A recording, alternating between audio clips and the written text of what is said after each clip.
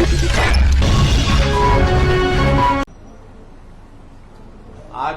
विशेष तौर पर जैसा हमको मालूम है कि बाय इलेक्शन बड़ौदा का उसकी तिथि निश्चित हो चुकी है। कुछ बातें उस चुनाव के संबंध में होंगी और कुछ अन्य बातें या आप लोगों के जो प्रश्न होंगे उसके हिसाब से इस पत्रकार वार्ता को पूरा करेंगे। पहला विषय उसमें यह है कि हम ये बड़ौदा का चुनाव हमारी जो गठबंधन की सरकार है उसी प्रकार से ये चुनाव भी भारतीय जनता पार्टी और जननायक जनता पार्टी दोनों के गठबंधन की ओर से चुनाव लड़ा जाएगा।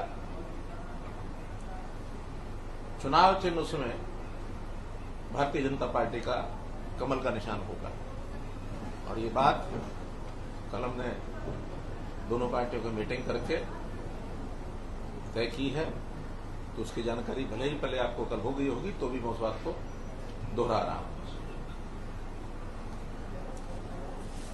मित्रों, इस प्रदेश में और देश में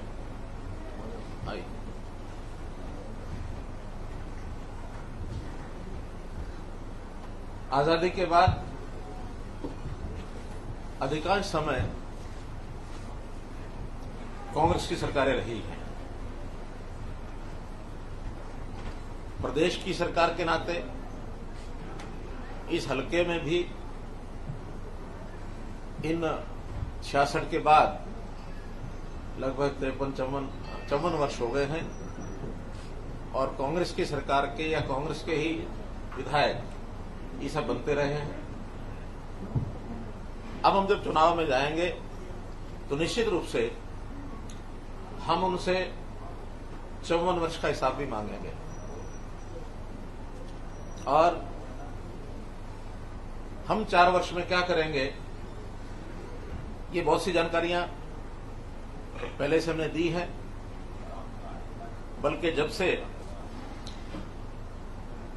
यहां के विधायक दिवंगत हुए, ये सीट खाली हुई, मैं एक दिन के लिए आया था तो मैंने उस दिन ये घोषणा की थी कि यहाँ के लोग अब ऐसा ना समझे कि हमारा कोई विधायक नहीं है। प्रदेश के मुखिया के नाते अब जब तक नया चुनाव होकर के विधायक नहीं चुना जाएगा तब तक मुझे अपना विधायक समझ लें। मैं यहां विधायक के नाते काम करूंगा और उसके बाद लगातार जो यहां के लोगों की अपेक्षाएं थी उसके हिसाब से हर विभाग ने यहां पर अपने अपने काम शुरू किए और बड़ी मात्रा में विकास के काम शुरू हो गए हैं, पूरे हुए हैं, जो चल रहे हैं। मैं कांग्रेस के नेता भूपेंद्र सिंह हुड्डा को इस बात का जवाब देना चाहूंगा क्योंकि उन्होंने कहा क्योंकि चुनाव सिर पर आ गया इसलिए आप करा रहे हैं। बहुत स्वाभाविक है कि जब उनके विधायक ने इतने समय तक आज तक यहां की चिंता नहीं की, तो उसके बाद जब मैंने घोषित किया कि मैं तब तक यहां का विधायक हूं जब तक नया नहीं चुना जाता, तो ये काम कराना हमारा फर्ज है। हमने कराया है और निश्चित रूप से जनता को ये हम बताएंगे भी, ये मैसेज भी देंगे कि यहां का विधायक कैसा होना चाहिए।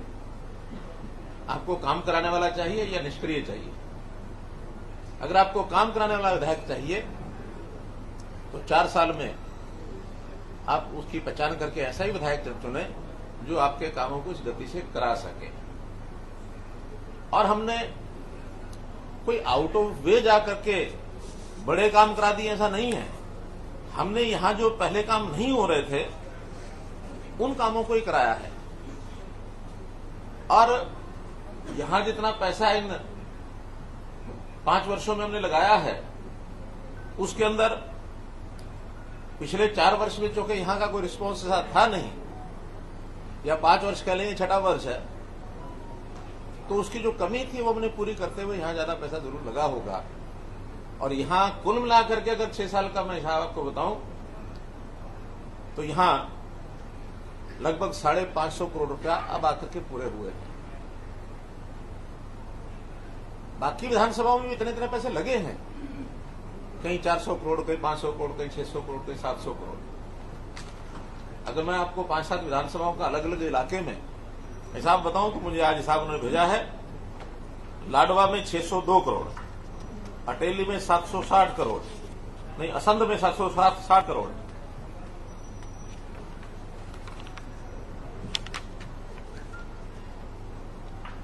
अटेली में 602, लाडवा 515, नारनौद में 700 करोड़, सफीदों में 699 करोड़। तो इस प्रकार से 400 से 600, 650 करोड़ ये ग्रामीण क्षेत्र के कंसेशन मैंने बताई है सारी, ये सब जगह हमने लगाया है। लेकिन यहां अगर कोई कमी रही उसको हमने कुछ पूरा किया, कुछ और आगे पूरा कराएंगे। विकास के काम में यहां पर अगर ये लोग करते विकास का काम तो हमको फिर अचानक ये जरूरत नहीं पड़ती।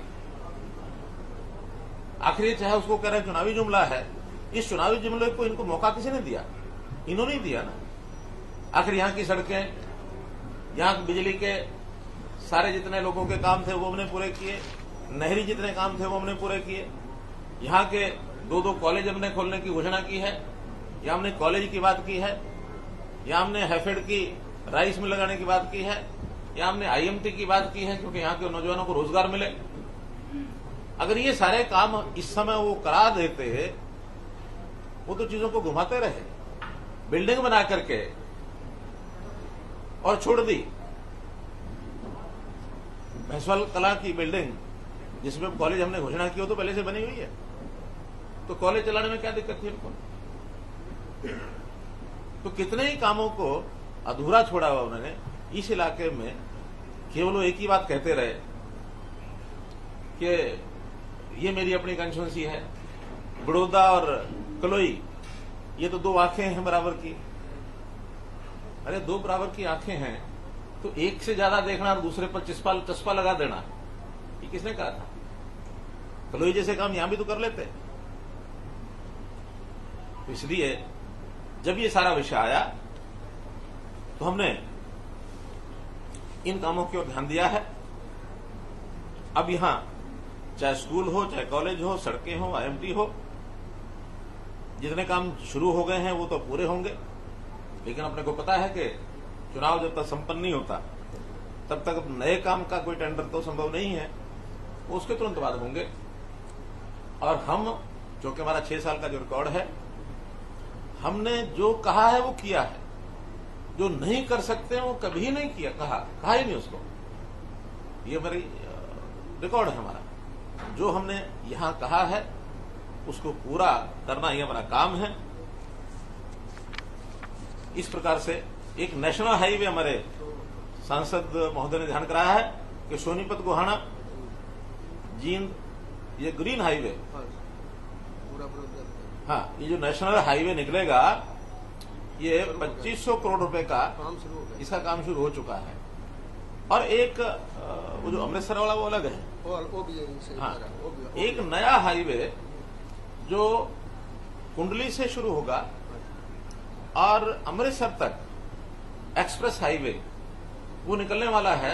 उसकी अलाइनमेंट भी कमोबेश इसी इलाके से होकर निकलने वाली है। हाँ, यहाँ से जींद से आगे नरवाना के पास से होते हुए और सीधा अमृतसर जाकर के वो मिलने वाला है। अमृतसर से जम्मू है। उस हाईवे के बनने के बाद जो लोग जम्मू जाते हैं, आज जिनको 12 घंटे 13 घंटे लगते हैं, वो 8 घंटे में जम्मू पहुंचने की स्थिति उनकी बनेगी। अरे कटरावाड़ा हाईवे जो उधर से आ रहा है ना, कि महेंद्रगढ़ से उधर से, वो है नेशनल 152D है। हाँ, वो है इस्माइलाबाद से और नारनौल। लेकिन वो यहाँ से ना जींद से, हाँ, यहाँ इसका बॉर्डर टच करेगा, बॉर्डर टच करेगा। तो ऐसे जो इंफ्रास्ट्रक्चर के विषय हैं वो सारे भी चल रहे हैं। कांग्रेस हमेशा एक हवा दिखाने वाली पार्टी रही है कि जैसे अभी किसानों को के 3 जो बिल बन गए हैं, ये आपका ये कर देंगे, वो कर देंगे, मंडियां खत्म हो जाएंगी, एमएसपी खत्म हो जाएगा, आपके फसल को लूट लेंगे। ये लुटियन में रहने वाले लूट के अलावा बात ही नहीं करते हैं। इनको जमीनी हकीकत पता नहीं है। जिस एमएसपी के हटाने की उन्होंने बात की, अभी लेटेस्ट प्रोक्योरमेंट, ये सब उसी एमएसपी पर हो रही है और इनकी सरकारों से अच्छी हो रही है। हमें तो बल्कि एक और मेहनत करनी पड़ रही है कि राजस्थान के बाजरे का व्यापारी या किसान वहां से हमारे यहां बाजरा ना लेकर के आ सके। उसका कारण वहां वो 1300 रुपए में आज भी बिक रहा है। दूसरी लाइन में लगवा लो, दूसरी लाइन में लगवा लो, पीछे को लाइन। वहां 1300 रुपए बाजरा आज भी बिक रहा है। हम 21,500 रुपए बाजरा हम खरीद रहे हैं और अपने हरियाणा के किसान को कहा है एक एक दाना बाजरे का हम खरीदेंगे। क्या पंजाब में और राजस्थान में ये खरीद नहीं सकते क्या? जब हम किसान का जो ये घाटा है वो देने के लिए तैयार हैं तो वो अपने प्रदेश के घाटे को क्यों नहीं देते हैं? और हमको ये पता है कि राजस्थान के किसानों का लगभग 50,000 मीट्रिक टन नहीं क्विंटल, मीट्रिक टन है क्विंटल है, लेकिन इतना वो समगल हो रहा है, आ गया है। शिकायतें मिल रही हैं कि सारा बाजरा नहीं खरीद रहे। हम केवल अपने किसान का खरीदेंगे। हमने मेरी फसल मेरा ब्यौरा ये पोर्टल बनाया है केवल इसीलिए बनाया कि यहाँ का किसान उसको रजिस्टर करे। कुछ जगह शिकायत मिल रही है कि वो रजिस्टर नहीं करा सके, कहीं अनजाने में नहीं कराया, गफलत में नहीं कराया, क्या जरूरत है। अब उनको भी ध्यान में आ रहा है कि अगर नहीं कराया तो ये 1300 रुपए बिकेगा, कराया तो 2150 में बिकेगा। लेकिन अपने किसान को मौका देंगे कि वो अपनी फर्द ले आए और उस फर्द के हिसाब से जो उसकी गिरदावरी हुई है उसके हिसाब से अगर सिद्ध हो जाता है। हमारे पास भी सैटेलाइट के चित्र सारे हैं। अब हम सैटेलाइट के चित्र भी कराने लग गए हैं कि किस किसान ने क्या फसल बोई है।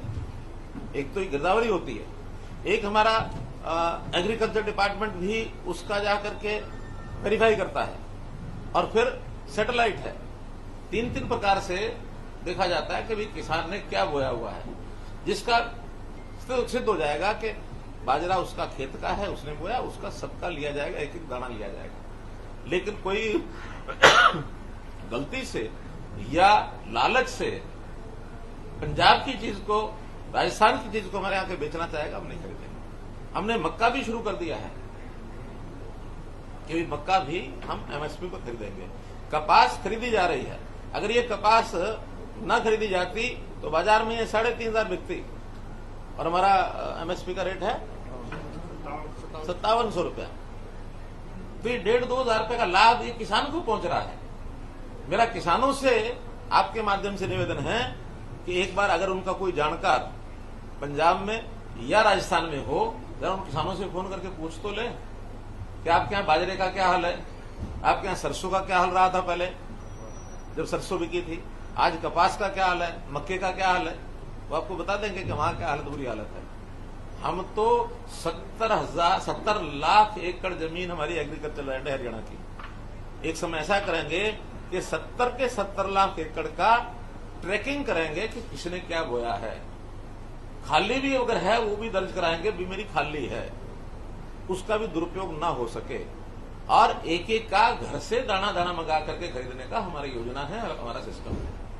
आज हम टेक्निकल अपने सारे सिस्टम्स को यूज करते हुए किसान को बहुत लाभ दे रहे हैं।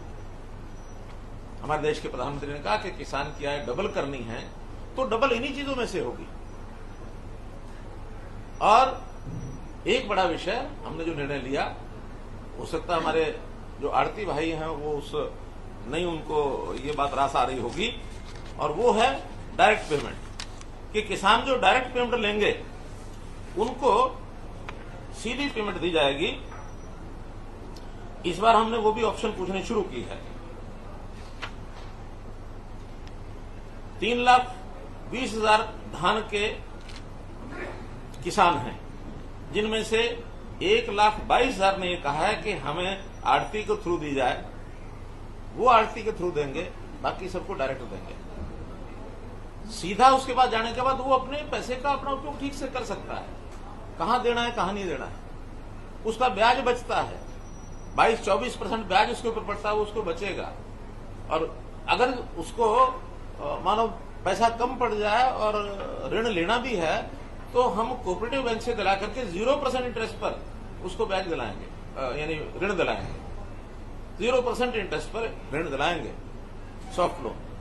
लेकिन उसी को जो बाकी जगह से लेन देन छोड़ करके और केवल बैंक से लेंगे। ताकि उसकी आमदन बढ़े। इसी प्रकार से प्रोक्योरमेंट का जहां तक विषय है, एमएसपी प्रोक्योरमेंट, पैडी, ये ठीक है कि शुरू में 4-5 दिन ये तकलीफ आई है क्योंकि सिस्टम्स नए होते हैं तो उसमें कुछ टीथिंग प्रॉब्लम जिनको कहते हैं वो आती है, तो आई है, लेकिन सब ठीक हो चुका है। सारे सॉफ्टवेयर का जो समस्या थी वो ठीक हो चुकी है। कूपन भी पर्याप्त संख्या में दिए जाने लगे हैं। जो बिना कूपन के बाहर आ गए थे लोग, उनको सबका खरीद लिया गया है। आगे सबको फोन करके कि कब वो लेके आने वाला है उसी दिन उसका नंबर लगा के उसको ले लेंगे।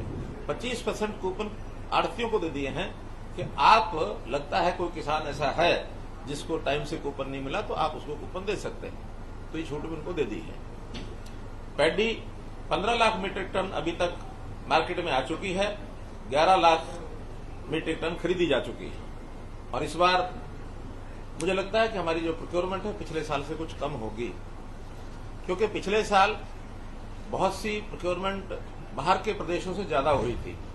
इस बार मिलर्स को कह दिया गया कि आपने हमें जो यहाँ का धान है हम जो देंगे उसी का चावल हमको बना के देना है, उधर बाहर से ला करके यहाँ फर्जी बिल से नहीं देंगे। थोड़ी नाराजगियां इस कारण से भी, हम व्यवस्थाओं सुधार रहे हैं। जब व्यवस्थाएं सुधारेंगे तो भाई जिसके ऊपर जिसका टकराव होगा हित का, वो एक बार तो कहेगा, लेकिन हम तो सुधार रहे हैं और डंके की चोट से क्या कह रहे हैं कि सुधारेंगे। अगर पहले किसी ने नहीं सुधारी और बिल्कुल यानी जिसको कहते हैं कि set the evils under the carpet, कि बुराइयों को कारपेट के नीचे धकेल दो, हम वो नहीं करेंगे।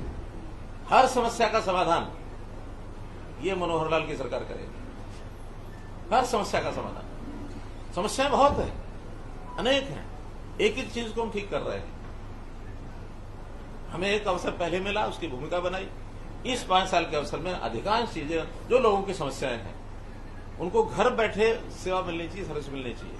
उनको कोई समस्या है वो हमारे पास भेजें, किसी को चंडीगढ़ आने की जरूरत नहीं है। हमारे पास हमारा जो एडमिनिस्ट्रेशन है लोकल, उसके घर में जाकर के उसकी समस्या का हल करेगा। किसानों की एक बहुत बड़ी समस्या है इनकी जमीनों की लिटिगेशन। किसी का तकसीम का है, किसी का इंतकाल का है, किसी का रजिस्ट्री 2 बार एक ही जमीन की 2 बार करा ली, भाई भाई में झगड़ा है, पड़ोसियों से झगड़ा है, कई जगह कब्जे हुए हैं, कोर्टों में पड़े हैं। लगभग 2 लाख लिटिगेशन, चाहे वो कोर्ट्स में नीचे हैं, चाहे ऊपर हैं, और चाहे रेवेन्यू डिपार्टमेंट में है। इसको कैसे खत्म किया जाए, क्योंकि झगड़ा करते रहना, मर्डर हो जाते हैं जमीनों पर। तो ये एक बहुत बड़ी समस्या है, इसका भी हम धीरे धीरे एक ही चीज को लेकर के हल निकाल रहे हैं। बाजरे की प्रोक्योरमेंट भी 61,000 मीट्रिक टन आया है, 54,000 हमने इसमें से खरीद लिया है। मूंग, मेज ये सब हो गया है। पेमेंट की थोड़ी डिले हुई है, जैसे मैंने बताया कि समस्या थी, लेकिन अभी शुरू हो गई है। धान की पेमेंट 393 करोड़ रुपया ये 9 तारीख को रिलीज हो चुकी है। 12 तारीख को ये किसानों के खाते में या आड़ती खाते में पहुंच जाएगी। बाकी अन्य फसलों की 50 करोड़ की रिलीज हो गई है। 443 करोड़ रुपया ये रिलीज हो चुकी है। इसी प्रकार से लगभग 8.5 लाख फार्मर ऐसे हैं जिन्होंने अपनी सारी अलग अलग प्रकार की जो फसलें हैं वो सब मेरी फसल मेरा ब्यौरा पर ये रजिस्टर किया है। इस बार ऑल टाइम हाई रजिस्ट्रेशन हुआ है, लेकिन जैसे मैंने बताया अभी 40 लाख एकड़ का ही रजिस्ट्रेशन हुआ है। बाकी अभी शेष है, क्योंकि जैसे गन्ना है, गन्ने का रजिस्ट्रेशन भी लोग नहीं कराते हैं, हमें जरूरत भी नहीं। अभी ऐसे खाली जमीन पड़ी है उसका नहीं कराते हैं, लेकिन हमारा टारगेट है कि अगले सालों में 70 के 70 लाख का कोई उसकी किसान की जरूरत है नहीं है, हमारी जरूरत है नहीं है, लेकिन पता रहना चाहिए कहाँ क्या बोया हुआ है ताकि कोई गफलत ना हो। बैंकों के झगड़े बहुत हो जाते हैं किसानों के, फसल कोई वही है, लिखवा कुछ और दी, और फिर जब कल को कोई नुकसान हो गया, बीमे के क्लेम होते हैं, तो फिर वो झगड़े पड़ते हैं। मोदी जी आपको तो क्लेम रुक गया, क्यों? क्योंकि आपने वहां कुछ और लिखा रखा है, फसल कोई और है। तो इस प्रकार की जो छोटी छोटी चीजें हैं सब उसको हल करेंगे। पहली बार मूंगफली की प्रोक्योरमेंट हम शुरू कर रहे हैं। 3 जिलों में ये होती है, फतेहाबाद, सिरसा और हिसार। आज तक कभी नहीं की। बाजार में इसका रेट 4600 से 5,000 रुपए तक है, और एमएसपी जो है इसका 5,275 रुपए है। तो ये भले ही थोड़ी होती है, लेकिन हम इसको करेंगे। कपास लोग ज्यादा बो रहे हैं इस बार, क्योंकि मेरी फसल मेरा पानी मेरी विरासत, ये जो योजना हमने शुरू की थी कि जहां पानी बहुत नीचे चला गया, वहां पर लोगों ने धान छोड़ करके इस बार कपास ज्यादा बोई है। ध्यान में आया कि हमारी जो जिनिंग मिल्स हैं वो आधी से ज्यादा बंद पड़ी हैं, क्योंकि आउटडेटेड हो गई, पुरानी टेक्नोलॉजी थी। उसको अगर वो नई टेक्नोलॉजी में बदलना चाहेंगे तो सरकार उसमें सहायता करेगी, ताकि हम अपनी जिनिंग मिल्स को चलवा सकें। और जिनिंग मिल्स ज्यादा चलने लग गई तो कपास भी लोग ज्यादा बोएंगे, अच्छी कैश क्रॉप है, फसल अच्छी है। तो इस प्रकार से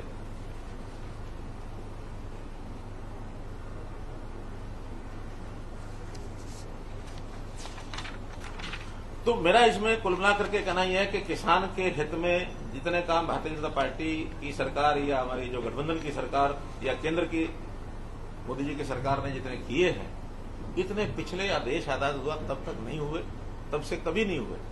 अब वो इतने हो रहे हैं, लेकिन जिनको तकलीफ हो रही है उनके, क्योंकि उनकी पेटी में कुछ है नहीं, खाली हो गई पेटी, तो उनको कोई ना कोई विषय मुद्दा जो है उठा करके, अभी एक ऐसा मुद्दा उठाया उन्होंने, वास्तव में इसकी बहुत किसानों को तो समझ भी नहीं है ये है क्या, लेकिन जो कि जैसे होता है लग जाओ भी लग जाओ, लग जाओ भी लग जाओ, तो वो लग गए।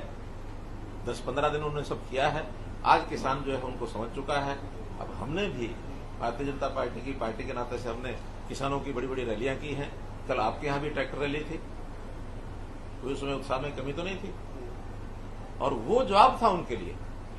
अब वो कहीं कुछ नहीं कर पाएंगे और किसान को हर प्रकार का लाभ ये उनको मिलेगा। फिर भी हम किसान की जो जागरूकता है वो और बढ़ाएंगे, कार्यक्रम करेंगे, सरकार के नाते भी, पार्टियों के नाते भी, दोनों पार्टियां लगेंगी, सब उनको समझाएंगे। अभी हमने प्रगतिशील किसानों का एक सेमिनार किया है, उसके लिए आह्वान किया है कि आप जो बढ़िया फसल उगाते हैं मल्टीप्लाई करिए अपने आप को। अभी लगभग 500 प्रगतिशील किसान हैं। हमने योजना बना करके उनको प्रोत्साहन देने की बात की है कि हर किसान अपने जैसे 10-10 किसान बनाए एक साल में। 500 के साल 2 साल में 5000 होंगे, आगे 2 साल के अंदर 5000 के 50,000 होंगे। मल्टीप्लाई करते करते 50,000 अगर चीजों को आगे बढ़ाएंगे तो 5 लाख तक जाएंगे। तो हर किसान को अच्छा बीज, अच्छी खाद, अच्छी मार्केटिंग और विविधीकरण के नाते से कौन सी फसल जिसमें ज्यादा आमदन हो सकती है, इस ओर आगे बढ़ने का बहुत अवसर है, उसको हम कर रहे हैं। कांग्रेस का जहां तक हाल है, ये कोई भी ऐसा विषय आता है जो इनके बस का कभी था नहीं, मोदी जी हिम्मत करके उसे आगे करना शुरू करते हैं, तो इनका स्वभाव है एक भय दिखाना। जैसे भूत प्रेत का भय होता है ना, कि भूत आ जाएगा, वो आ जाएगा। 370 खत्म करने की बात जब की थी केंद्र सरकार ने, तो उन्होंने कहा कि अगर 370 खत्म कर देंगे तो जम्मू कश्मीर में खून की नदियां बह जाएंगी। 1 साल हो गया, कुछ हुआ जम्मू कश्मीर में? सब शांति से रह रहे हैं, बल्कि पहले से ज्यादा शांति है। अब उनको पता है कि अगर कहीं गड़बड़ की और मोदी जी की आंख पड़ गई तो गड़बड़ करने वालों को शामत है। पाकिस्तान जितनी हरकतें करता था उसके खिलाफ कोई एक्शन भी लेना होता था तो कांग्रेस अपने समय में डरती थी, क्या कि पाकिस्तान के ऊपर थोड़ा सा कुछ ज्यादा हमने कर दिया तो कहीं दुनिया के बाकी देश उसकी सहायता करके कहीं परमाणु युद्ध ना शुरू हो जाए, हमारे ऊपर एटम बम न डाल दें। मोदी जी ने बालाकोट में ठोक दिया। चाइना के भी जो 20-22 लोग हमारे शहीद हुए, बदले में 50 मारे उनके। आज चाइना को भी आंखों में आंखें डाल के देखने वाला कोई आदमी है तो नरेंद्र मोदी जी। जो होगा होगा, लेकिन हिम्मत से डट करके अपने देश की रक्षा सुरक्षा करना, इन्होंने हमेशा डर दिखाया, भय दिखाया। ये सिटीजन अमेंडमेंट एक्ट CAA क्या कहते थे कि अगर ये लागू हो गया तो मुसलमानों को भगा दिया जाएगा। किसी एक मुसलमान का बाल बाका हुआ? धरने इन्होंने दिए, सब षड्यंत्र के रूप में। बाहरी धन ये इनके पास आता रहा है। चाइना के साथ साठ-गांठ इनकी ध्यान में आ गई, कैसे कैसे MOU उन्होंने उस समय किए, सब वो ध्यान में आ रहे हैं। और कई बार चीजों को कैसे खराब किया जाता है, उसके लिए थोड़ा कोई विषय इनको मिल जाए उसको बवाल खड़ा करते हैं। हाथरस की घटना, बवाल खड़ा कर दिया, निकला क्या? षड्यंत्र। बाहरी विदेशी जगह से षड्यंत्र जारी किए जाते हैं कि इस सरकार को कैसे अनस्टेबल करना है, कैसे वहां कोई ना कोई ऐसा भयंकर काम कर दो। लॉ एंड ऑर्डर में कोई घटना हो जाती है, होती है तो उसका सरकार का काम है, पुलिस का काम है इन्वेस्टिगेट करना, दोषी को दंडित करना। लेकिन ये तो घटना हुई नहीं और उसी समय सरकार को भगा दो, सरकार को गिरा दो, सरकार नहीं चलने वाली है, ये गठबंधन टूटने वाला है, एक भी चलने वाली नहीं है। इनके कहने से होना है क्या? गठबंधन जितना मजबूत पहले था उससे ज्यादा मजबूत है आज। भूल जाए ये सब। और ये घिनौनी हरकतें यहां भी करने से बाज नहीं आते हैं। 3 दिन पहले हांसी में घटना हो गई और घटना क्या हुई, एक कार में एक व्यापारी की जिंदा मारने की और खबर छप गई, 11 लाख लूट लिए तो कार में जिंदा व्यापारी को जला दिया। निकला क्या? उसी व्यापारी का षड्यंत्र, करोड़ों रुपए का उसने अपना बीमा करा लिया और बाद में पता लगा कि एक लाश कहीं से अरेंज कर ली उसने, गाड़ी में रख दी, उस लाश को आग लगा दी। बन गया किस्सा कि व्यापारी जल के मर गया और व्यापारी मिला कहां से? छत्तीसगढ़ से।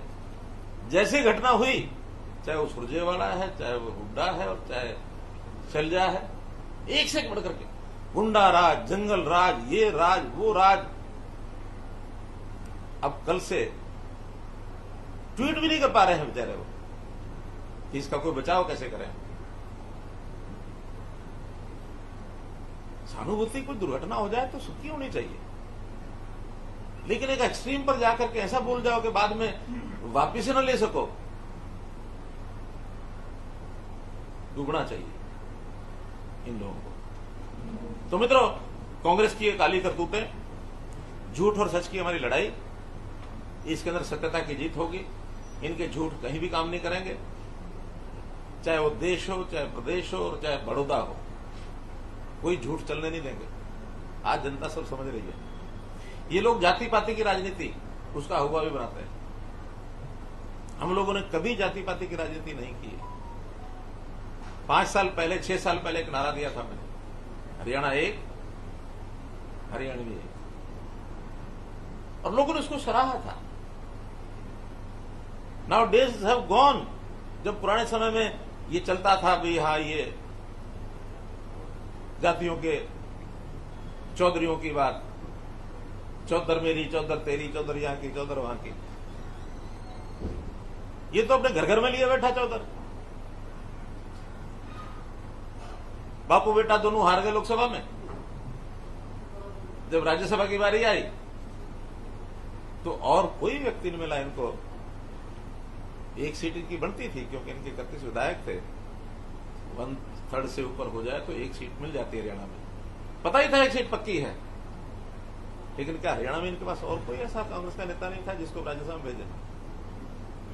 तो इनकी चौधर इनके घर की है, जनता के लिए नहीं है। हम लोग जनता की लड़ाई लड़ते हैं और जनता में जाकर के ये सब करते हैं। एक अच्छा समय आया है जब देश आगे बढ़ रहा है। आत्मनिर्भर भारत के नाते से बहुत से बड़े पैकेज की घोषणा प्रधानमंत्री जी ने की है, उसके अलग अलग विषयों पर चर्चा करने की जरूरत नहीं है।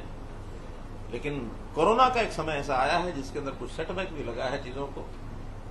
अब चूंकि वो एक विश्वव्यापी बीमारी है, इसमें से निकल करके और कैसे आगे बढ़ना, रास्ते उसी समय के हिसाब से हमको तय करने पड़ेंगे। हम तय कर रहे हैं।